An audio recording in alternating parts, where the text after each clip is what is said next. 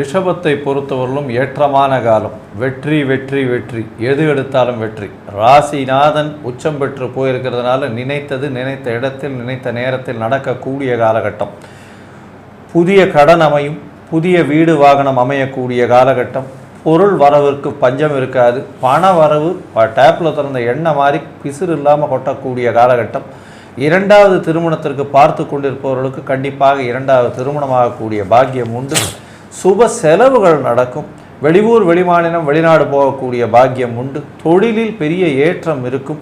உங்களுடைய தொழிலில் அடிஷ்னலாக ஆட்களை போட்டு தொழிலை விஸ்தரிக்கக்கூடிய வாய்ப்புகள் மிகவும் அதிகமாக இருக்கும். இதன் மூலியமாக உங்களுடைய கம்ஃபர்ட் குறையக்கூடும். ஏன்னா நிறைய இடத்துக்கு ட்ராவல் பண்ண வேண்டிய அந்த மாதிரியான விஷயங்கள் நிறைய இருக்கக்கூடிய காலகட்டம். தாயின் உடல்நிலையில் சற்று பின்னடைவும், தந்தையின் உடல்நிலை நல்லபடியாக இருக்கக்கூடிய காலகட்டமும், பேச்சில் நல்ல ஒரு நளினமாக பேசக்கூடிய வாய்ப்பும் இந்த காலகட்டத்தில் கிடைக்கும். நினைத்த காரியங்கள் எல்லாமே வெற்றி பெறும். போட்டித் தேர்வில் வெற்றி பெறக்கூடிய காலகட்டமாக அமையப்போகிறது. மொத்தத்தில் இந்த ரிஷபராசிக்காரர்களுக்கு விஸ்வாவசு வருஷம் வைகாசி மாதம் 95 விழுக்காடு பெரிய ஏற்றத்தை கொடுக்கக்கூடிய காலகட்டம்.